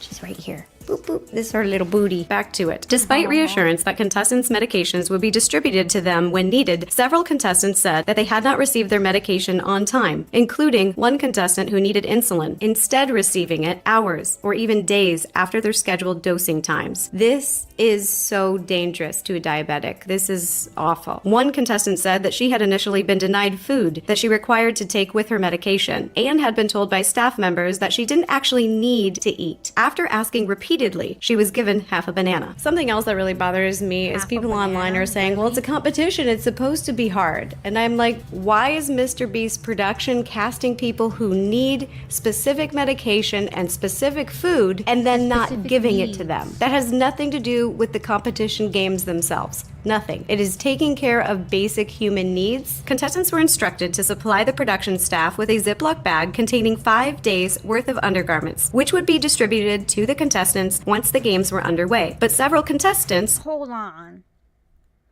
Ziploc bags containing 5 days worth of undergarments? Okay, first of all, they're gonna need more than 5 days worth of undergarments, okay? Because, you know, when you're dirty, you want to take a shower, change, whatever you're doing on these contestants, those 5 days worth of undergarments aren't gonna last, especially if someone wants to stay more than 5 days.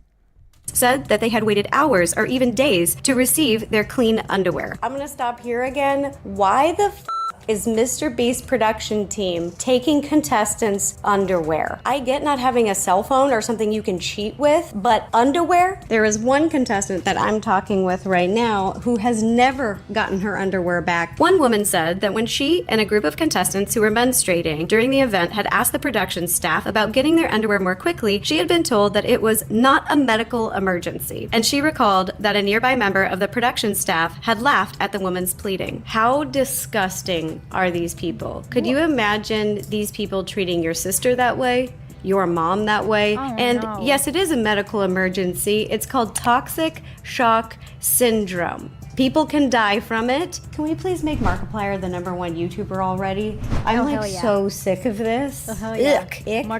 Contestants felt that the staff was overwhelmed by the volume of competitors. In addition to these behind-the-scenes issues, things did not appear to run much more smoothly when it came to the competition itself. The first challenge involved 5 teams of 400 pulling ropes attached to a 10,000-pound weights as fast as possible. The issue began, participants said, when they were broken into those teams. A scramble for team pennies, which I think means jerseys, quickly became chaotic and frightening, several said, describing a crush of people pushing and shoving other contestants while the production staff was unable to calm the crowd. One contestant described hyperventilating amid the scene. Another said she had been almost horizontal and had feared being trampled. How this was described to me from contestants was basically, it was a free-for-all mosh pit just to grab these jerseys. Why didn't production just pick the teams and hand out the jerseys? Some male contestants refused to pass pennies to female contestants, with the result that one of the teams was predominantly women, contestants said. Several people interviewed for this article felt they had not had a fair chance at winning the prize money given the way the teams were formed. One contestant said she left the stadium bruised and bleeding after being injured and eliminated in the first challenge. She was handed $1,000 in a stack of dollar bills as a consolation prize, but said she had to hand the money back to the producers after the cameras were off. Competitors were told that they would receive real payments later, she said, but as of publication time, she has not yet been paid. One contestant, a self-professed longtime fan of Mr. Donaldson's, who is still in the game, said she was nervous about her safety but planned to continue. That just really paints a picture of what's going on. A contestant who doesn't feel safe, but she needs the money so much, so she's going to try to stay. Oh, it's that spokesperson again for MrBeast. Quote, "We are grateful that virtually all of those invited to Toronto for our next production have..." Quotation marks mean spokesperson? Does that mean a spokesperson is speaking? Like the quotation marks? Enthusiastically accepted our invitation, the MrBeast spokesperson wrote. So to end this video, I just wanted to read through this article and give you a good idea of some of the things going on in Beast games. Nearly every part of this story. That's very, very dangerous. Like hearing all this, like people getting hurt, people refuse their medication, people refuse their undergarments, people not being fed properly. Now that shouldn't be allowed, because that's just basically treating a human not human, and that's something that should not be taken lightly at all. So let's see, let's go to the next. Let's go to this one. Good day, everyone, and welcome to another episode of Spill or Spew, where I ask hard-hitting questions or we eat disgusting food. Today, I have the lovely Rosanna Pansino here with me. Hey, you guys. I am really excited to be here because I watched your first video with Daniel. I was laughing the entire time. So this is probably going to get a little juicy. Ooh. These questions are a little bit much, but let's just get right into it. Who did you least enjoy working with on Escape that Night? I feel like you and Daniel already I feel like everybody knows. Well, then let's do season 3. Who were you so excited to see die in the show? Oh my gosh, Guava. I don't think this is to anything that I want to react to. Hold on. Let's go to this. I'm hungry. All right, jokes for food. I wish a philanthropist YouTuber would just give me 10K and not film it. Hey, what the hell happened to you? Mr. Beast, that's what happened to me. What we do here is go back. I was gonna be somebody. I was gonna be this. Carl took my job. Carl took my job. It's the worst production night you ever made me do. I didn't. No.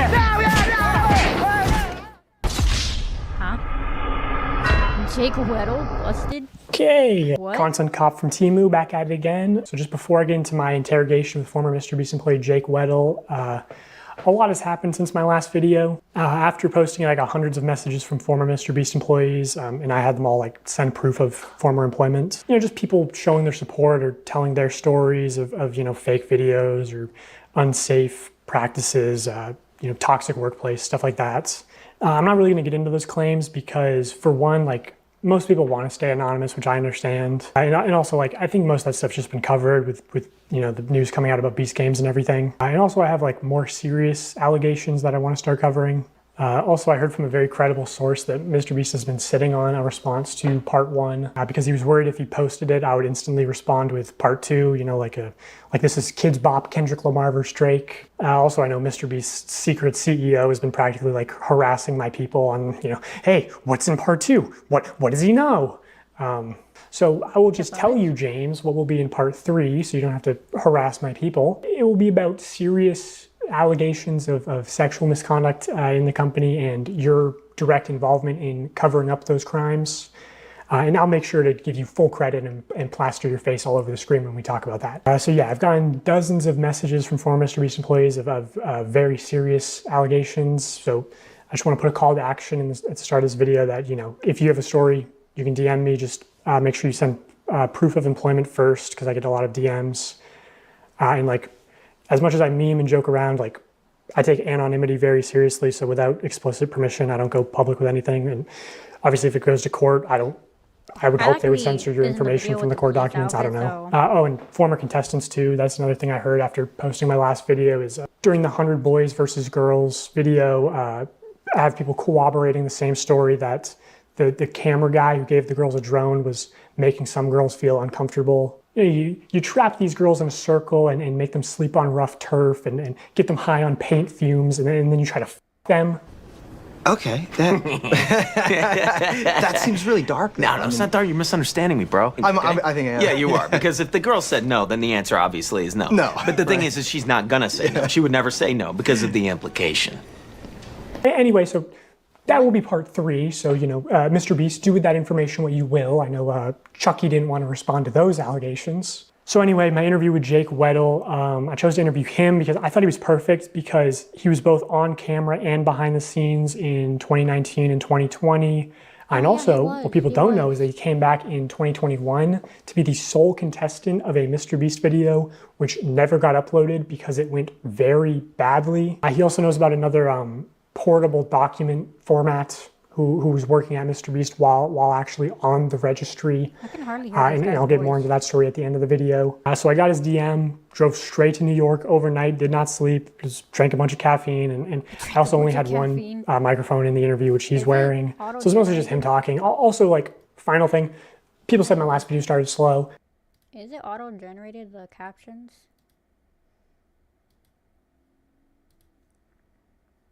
This video also starts slow. It builds up over time, but I'll do the retention thing and say, the ending will blow your mind. It's crazy. Yeah. Okay. Jake Weddle, everybody. I'm Jake Weddle.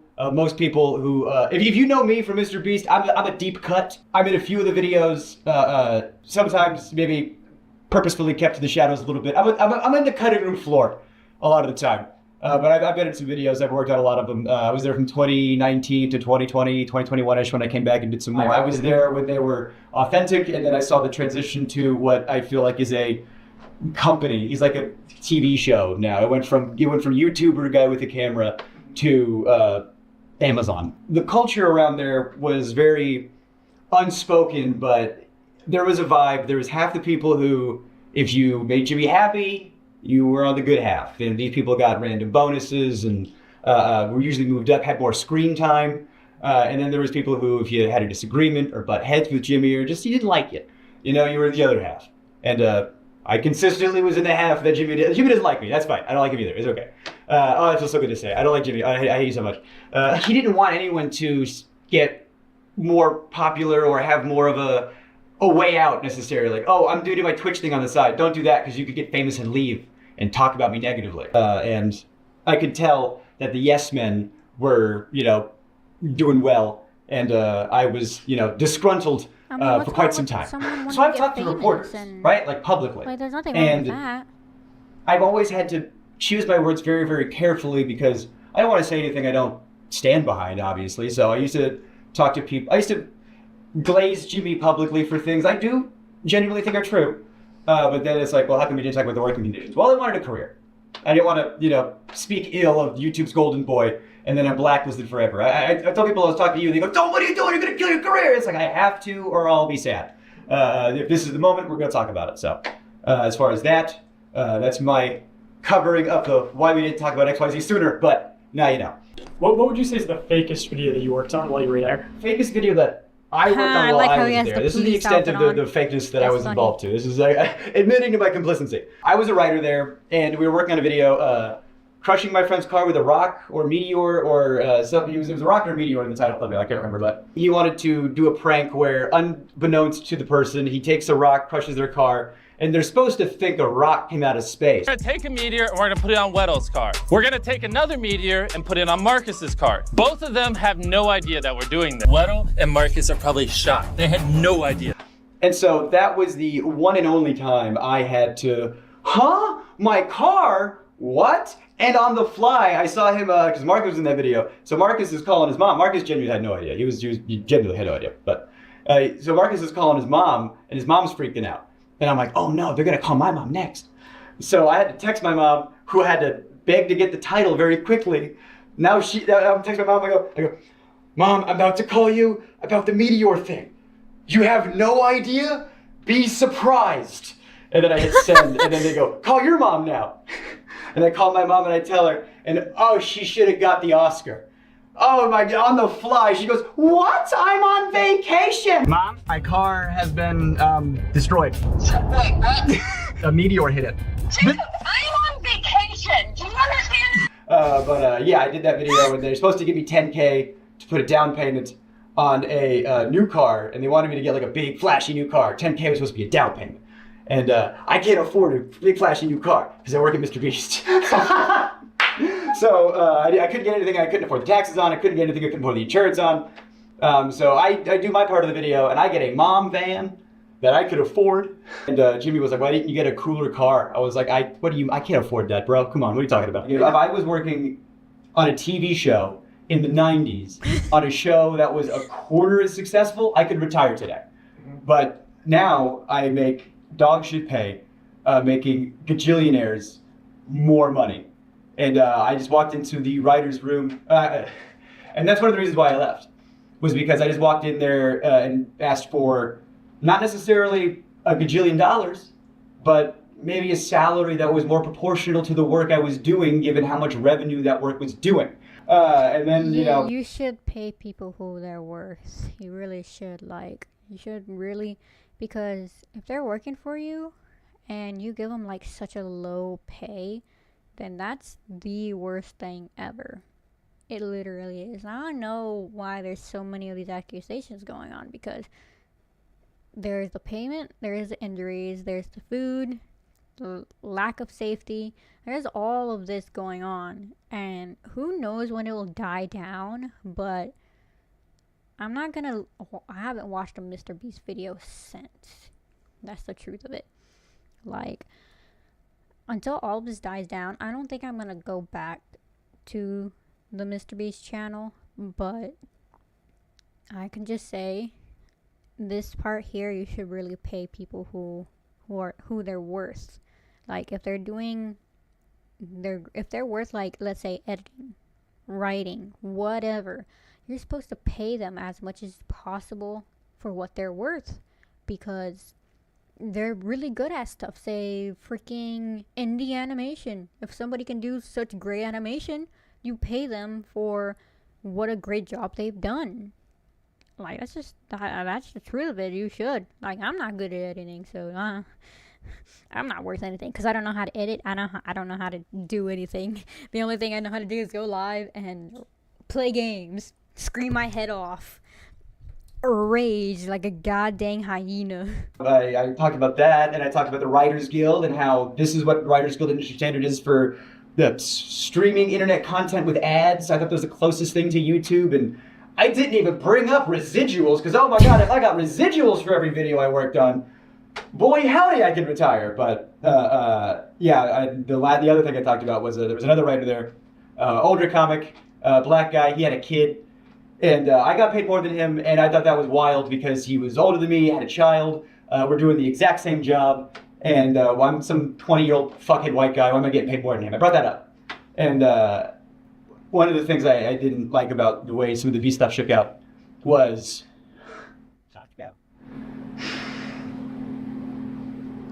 oh, he's having a hard time. I feel really guilty about the way this like shook out.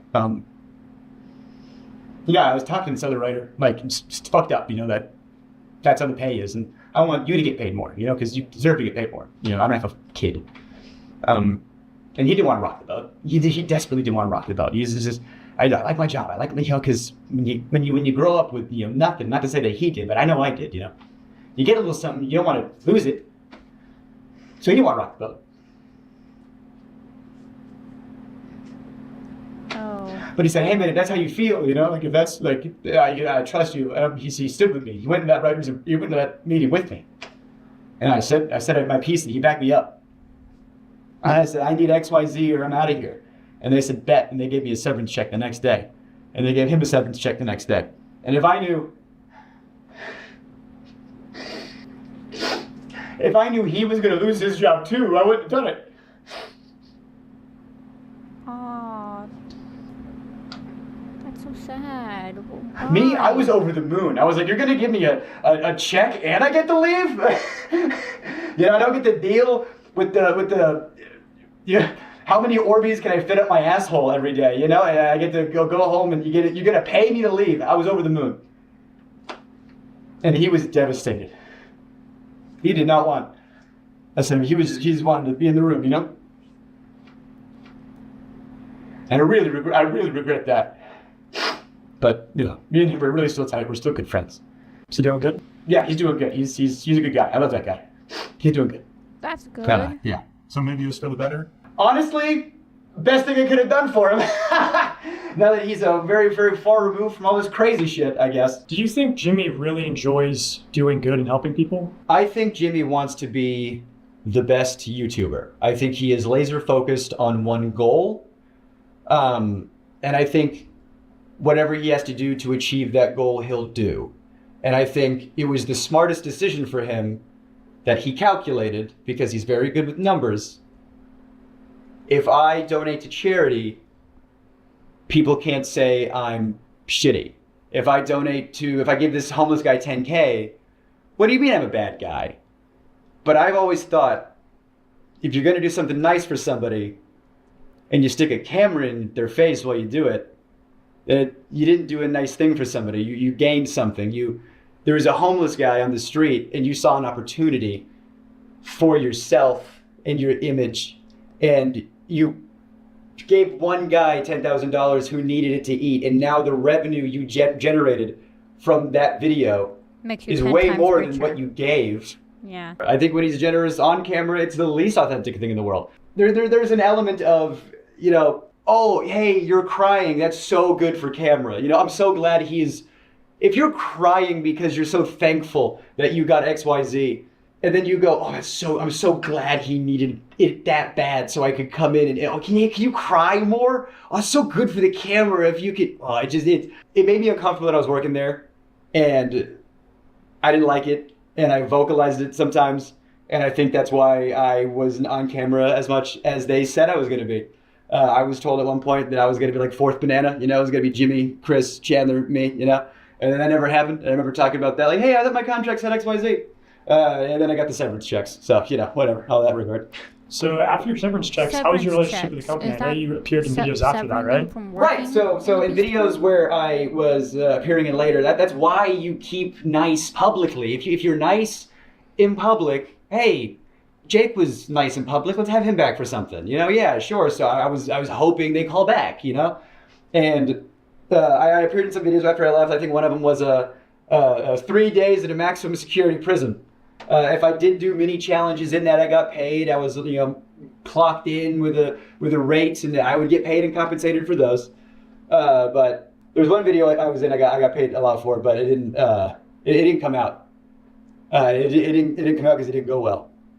There was a video that came out probably like a year ago, something like that. It got a lot of hot water when it came out. It was the like surviving like $10,000 every day you survive in solitary or surviving solitary for whatever. It was one of those solitary confinement videos that got a lot of media attention because everybody saw the premise and thought, what? You shouldn't do that.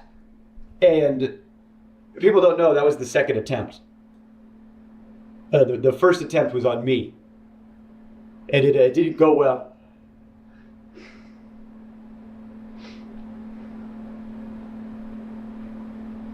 I was already planning on moving to New York, and I had worked at a couple of YouTube companies after Beast, and I had a little bit of change in my pocket. You know, the most change I had in my pocket ever. You know, small potatoes, you know, compared to Beast bullshit. But you know, I thought I had enough to move to New York or whatever. And I get a call from somebody over there, and they go, "Hey, they want you for a video." I was like, "Oh, amazing, great, cool, thank God." What's the video? And they tell me the pitch. And they try to make the pitch sound like it's going to be like a walk in the park. The pitch is 100 days in solitary confinement. But don't worry, like you only have to last like 30. We have like a video.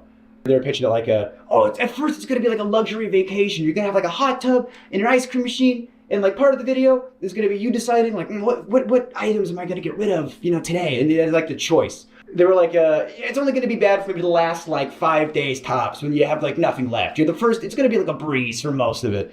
And by the end of it, after 30 days, you're going to get $300,000 because it's $10,000 a day. And I don't know, man. I grew up poor in North Carolina. I said, excuse me? I'll dance for you if you put that kind of money in my face, sure. They were like, you're going to be locked in this room, and we got to make sure you're on all the time. We're going to have cameras on you all the time, and you're perfect for this because you never shut the fuck up. On paper, I was like, okay, I can do this, and they always cut me out of the videos. They always, and I was, you know, editors have told me that it's because you have too much of a personality. And so with this video, I thought, this is perfect. It's a video they can't cut me out of. I'm the guy. And so I thought, well, if I have to do this, if I have to do solitary confinement in order to do the things I want to do, then I will do that. That I held my tongue and I swallowed my pride and I tried to do one last ride. And I get there. And at first it's fine. And I mean, they had just freshly painted the set. You could smell it, you know, which that's probably not good. You know, the smell of fresh paint in your surroundings for the next XYZ time. Yeah, that's not it good. looked good on the visual. Like it looks good on camera. You know, it's movie magic bullshit. It was a terrible facility. I mean, it was in one of the studios. They had to like get like a separate like tank for, you know, septic stuff. Yeah, there was a hot tub in it. Yeah, there was an ice cream machine. Like things were cool and funny on paper, but when you think about stuff, A hot tub that's not connected to a filtration system. Give it 3 days, it's gonna stink. You know, there's not like a hot water mechanism, so the hot tub was a lukewarm tub at best, which was a silly complaint, but the shower was always cold, and you're taking like a quick shower, and I had cameras 24/7 on me, and the ice cream machine, let's talk about that for a second. The ice cream machine has 2 modes, on, and off, reeking of smelly dairy, mildew, like, so I got to choose which sense was assaulted at a time. I couldn't have all of them good. So the little things started to build up, you know, there was like the bug thing wasn't like terrible, but it was a factor, and like at first it was fine, you know, and you're playing it up, like, cause you know it's a video, and it got to a point where like, they weren't turning the lights off. You know, I asked them, I said, can we like have like nighttime hours? You know? And they said no, because it would fuck up the time-lapse shots. The time-lapse of what? Me sleeping? Or me not sleeping? Yeah, I saw in other videos they did like, oh, you're gonna get XYZ hours of sunlight. Oh, great! Well, I don't know how they figured that one out. I didn't have it. You know, one of the things was you got to take away your clock, so you didn't know what time it was. Okay, I got no access to sun. I got no access to clock. I don't know, like, the lights are on me all the time. I wasn't sleeping. I could not sleep, and I have insomnia problems now. But they might have started there. I had good people looking out for me. I had a lot of good people looking out for me, saying, "This, we gotta stop." So I just wanted to turn the lights off, and I'm vocalizing to people, I wish the lights would turn off. And I go up to my friend, my good friend. And I go, they're not turning the lights off. He goes, what? That's a war crime. We're not allowed to do that to terrorists. Oh, good. 24 hours breaking the Geneva Convention, I guess, is what we're doing. Torture and a war crime on so, you know, they're giving me, you know, melatonin, you know, it's not helping, you know, and then Jimmy would come in like every other day for like an hour, you know, to check in on me because he's doing other stuff. You know, I'm just the guy in the cage over here. He'll come back to me in a minute. And so he'd come by, he'd get the shots, he'd leave. Sometimes he'd have a note with the director over the phone. That would really piss me off. This is the note I got from the director, from Jimmy, when I'm receiving some cash. He said, Jimmy said, can you say to the camera how thankful you are that now you can pay back your student loans? You know how hard it was to do a take of that? That's like... And pretend to make it genuine? I don't want to have student loans. I don't want to be in a cage. But Jimmy's the guy with the money, and if you do what he says, he'll do what you want. You want your student loans paid off? You just be in this cage. And you have power over people. When one person doesn't have resources and the other one does, and they hold it over your head, and you go, of course, yeah, I agreed to it. I needed it, of course. And just something about like having the cameras on me all the time. Like I was not having a good time, but we were filming a video, so I was trying my best to be funny. You know, I'm a dark comic. You know, I got bits about. I had a very traumatic life. I have my dad is in jail for sexual assault of a minor. You know, so this kind of stuff is very near and dear to my heart. You know, I don't fuck around with this shit. Yeah, I have jokes about that in my act. You know, I joke about it because that's what you do in a traumatic experience. You know, abusive relationships. I get out of it. The first thing I do is I do a typine about it. You know, so I'm in this situation where my mental health is not good. My physical health is getting worse, but we're filming. So I'm doing bits. I'm talking to the camera. And I'm being, you know, like, hey, it's been a couple days. I'm not doing so hot, you know, which if I'm filming a video, that's what I should be doing for the camera, but it was too real. If they're faking videos, why couldn't we fake this one? You know, if we're allowed to let these cast members have some time off of this difficult challenge, how come we couldn't turn the lights off? How come we couldn't maybe not have some time lapse footage for 10 seconds? Did you try to get out? Yes! I was starting to calculate, I don't know if I could do 30. how much can I? Well, how can I manage to get out of here sooner and still have a video and still have some cash and get the plug, man. I did. Since we're doing time-lapse shots, and since they insisted on time-lapse shots, I said, all right, we'll give you time-lapse shots back. I put my YouTube on with the whiteboard they gave me.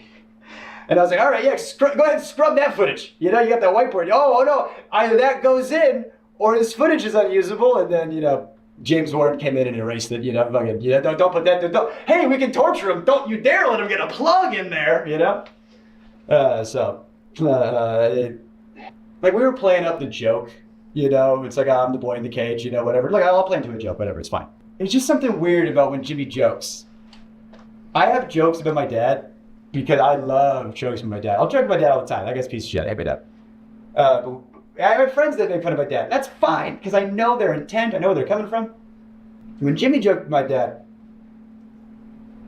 and I said that to seem weird. I don't like it. We were doing that, one of those hide and seek videos. Again, you know, at the time, they were a lot realer. So I got caught. And when you get caught, you know, you go to the place where you get caught.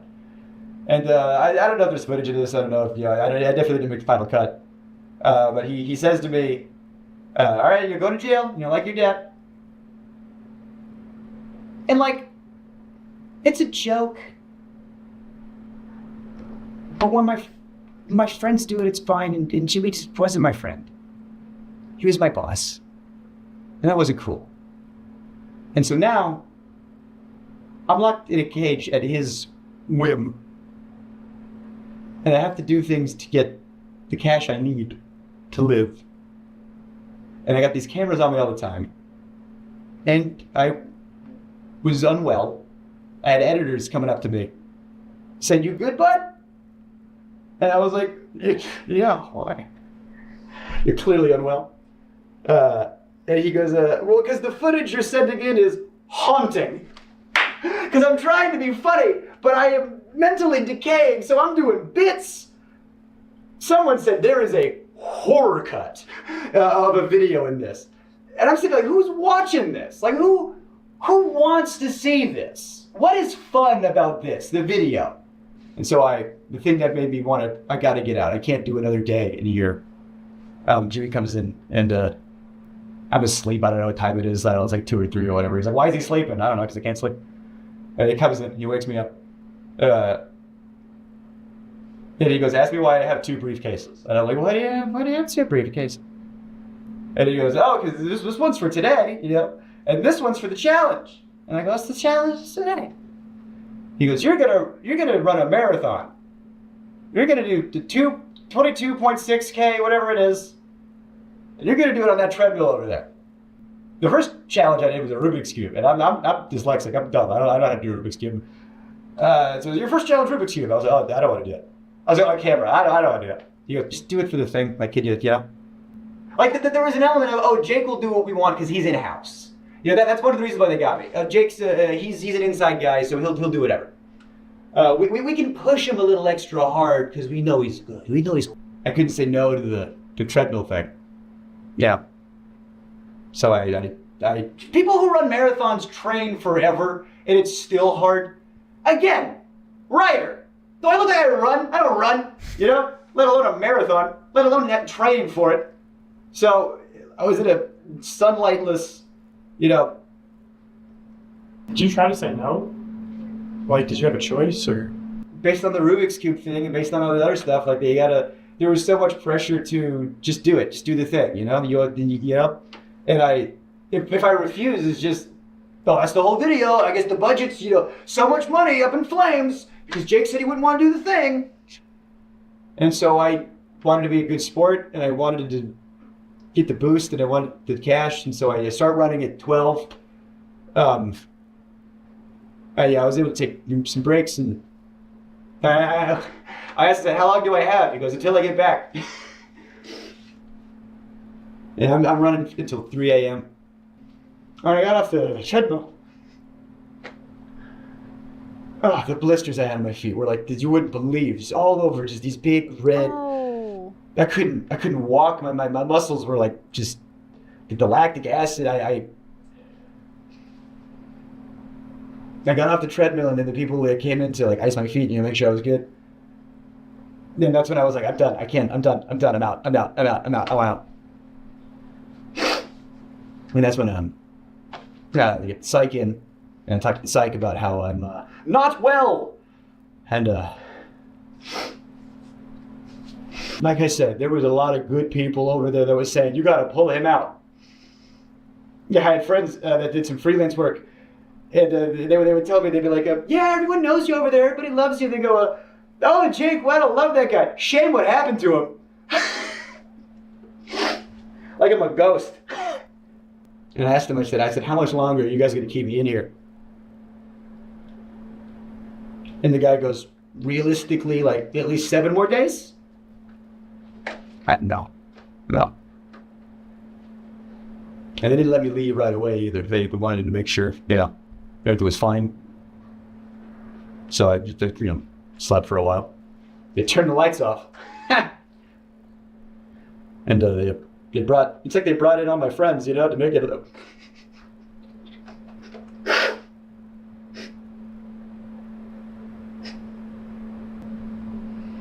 They brought in all the people I liked. And Jimmy.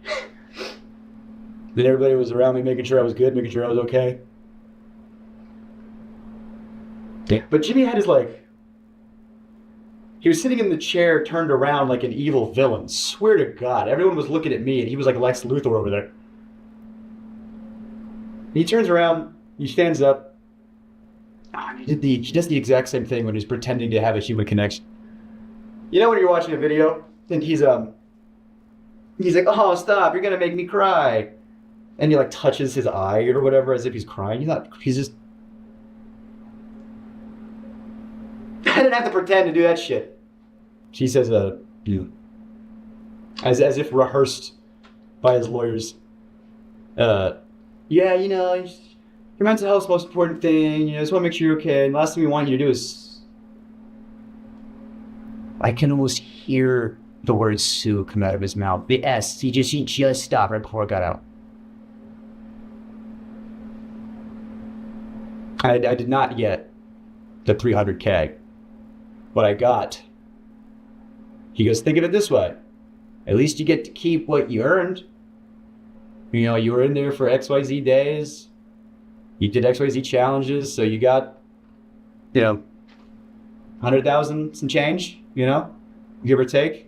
You know how much money I spent in taxes in 2021? I spent $44,000 in taxes alone. And now, I spent all that money on doing stand-up. I bought plane tickets to go do comedy festivals. My family back home, I gave them a bunch of stuff that they needed. And haven't been back on a Beast set in any official capacity or unofficial capacity since then. And then they did the video with somebody else, and they worked out the kinks. And then I'd still gotten some hot water, and I knew it would. And I've wanted to say a lot of this for a long, long, long time. And I feel good now. I just had to get that out there. So I just want to hop in here and show some text that Jake sent me after this interview. This is July 29, 2021, a few days after he got out of solitary. How are you feeling after a few days? Better. I still couldn't sleep, even a few days out, but I almost have my sleep cycle back on track. My legs and joints are good, but the blisters on my feet still hurt to walk on. Medical advice I got was not to lance them and just let them go away with time. I'm mentally still in an uneasy place, but I've gotten back on better help. My therapist is a little concerned, but we are working on things.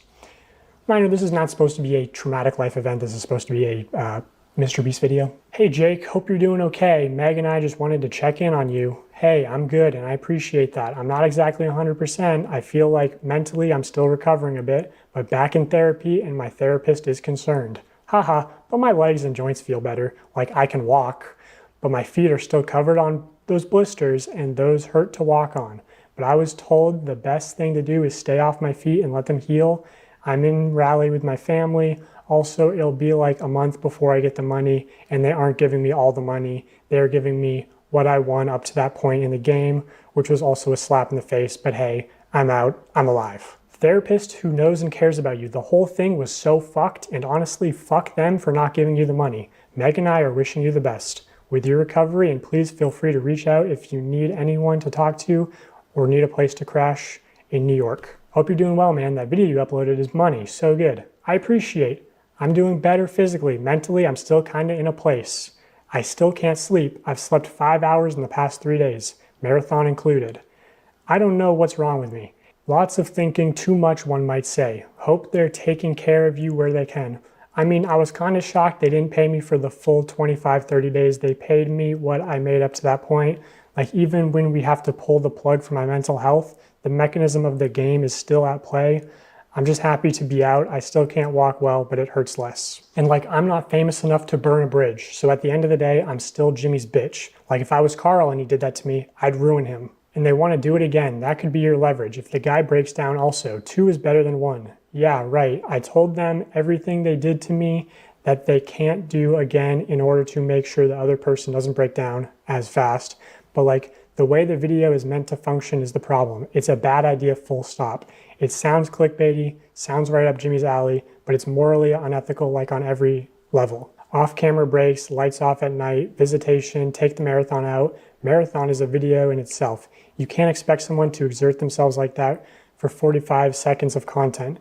The challenges really made it feel dehumanizing, felt like a parody of MrBeast. I felt like the homeless guy they could exploit. It felt like if Jeff Bezos had a GIMP. It felt like if Jeff Bezos had a GIMP. Part of me wants the footage burned, and part of me thinks that there's a great horror cut in there. LMAO, he was so fake when he came in and said he cared about my mental health. They must have programmed the care about mental health updates. He said, we also don't want you to, and I swear to our Lord and Savior, he stopped himself from saying sue. Also, as far as like, he could have said no, he could have left at any time. I want to show this segment from an internal document at MrBeast called How to Succeed in MrBeast Production. Specifically on page 19, there's a paragraph called No Does Not Mean No. Already insane, because it's sort of, it seems to be co-opting the popular anti-rape slogan, which is a terrible look given the allegations that are going to be coming out very soon. It reads, when dealing with people outside MrBeast Productions, never take no at face value. If we need a store to buy everything inside of, and you can call the local Dollar Tree, and the person that answers says, no, you can't film here, that literally doesn't mean shit. Talk to other employees and see if they are fans or if any have kids that are fans. Try talking to their boss's boss. Have me DM them on Twitter and try their social team. If all avenues are exhausted and you are left with a no, that doesn't mean don't try the other Dollar Trees, because the manager of those could be huge fans and willing to bend the rules. Basically what I'm trying to convey is what we call pushing through no. Don't stop because one person told you no. Stop when all conceivable options are exhausted. This is one of many tools that when combined dramatically improve your probability of success when producing here. So yeah, this idea of like pushing through no's is a big component to working at MrBeast. And the way that it manifests. Now I see. Wow, that is a lot. I can't believe it. So this was the last video I was gonna, react to, but if you want more videos of these MrBeast accusations that are out that y'all want me to react to, I will gladly do that. But everything that I've seen, heard, and Jake Weddle, it seems like he was mentally pushed to his breaking point, and that in itself is proof to me, enough proof for me, because when you push somebody that hard towards where their mentality breaks down, and then you just go over, you pretend, you put on this fake face, your mental health is what we need cared for. Well, you'll get the best care. Like, shut up. You can't emotionally push somebody that far towards where they break and then pretend that you care. So this was me reacting to the MrBeast accusations that have been all over YouTube. If y'all want me to react to more MrBeast accusation videos, just hit that like button, hit the subscribe button, and maybe I'll react to more. Who knows? I will still do gaming because I'm a game fanatic. I love games. But my next game will be Little Witch No Beta. I don't know if I'll ever return to watching MrBeast after all this, but we can say one thing for certain. There is always a snake behind the shell. That's what we can say. There will always be a snake behind the shell. But anyways, I hope y'all enjoyed watching this. Hopefully all this dies down. Hopefully maybe some karma will bite in the ass. Who knows? But until then, let's hope whoever are at that Beast Games are okay and well and not in any trouble whatsoever. But until my next live stream, I will see you guys. But until then, bye bye.